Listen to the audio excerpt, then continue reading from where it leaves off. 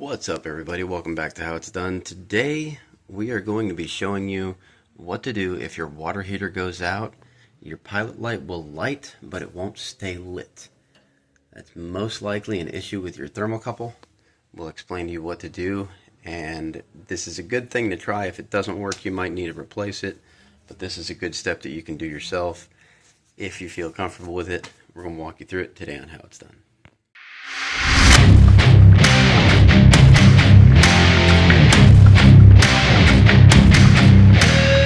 So I'm actually over at one of my neighbor's houses. They called me this morning, explained that their water heater stopped working.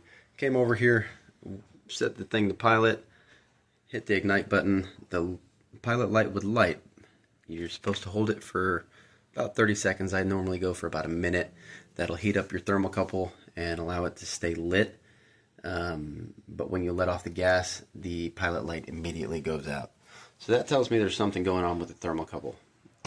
So first step you want to do, make sure your gas supply is turned off. Then you're going to disconnect all three of these connections down here, as well as either disconnecting, unplugging your igniter, or just taking it completely off if you can. So we'll get those disconnected, and then we're going to take these two screws out, these two nuts, and that's what holds the whole assembly in place. And you can remove the entire burner assembly once that's done. Just be careful not to kink these lines because they are hollow on the inside, and you want the gas to be able to flow through them. Right, so I've got the burner assembly removed. It literally just pulls straight out of there. I can turn on the flashlight so you can see what it looks like in there. It'll just set on top of that. So you'll just tilt it back, and then you can pull the whole thing out. It's not super complicated. But anyway, you can see how nasty and dirty this is. This is a unit that is about 17, 18 years old. Manufacture date, let's see. Where's it got the manufacture date on there? Not seeing it right off the top of my head. Oh, here we go. Build date, 27. I'm sorry, 2007. So yeah, we're in December of 25 now, so it's about 18 years old. So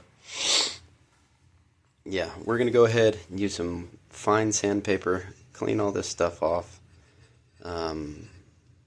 clean the igniter a little bit, just some light sanding. You just want to get the residue off. You don't want to actually score the material too much.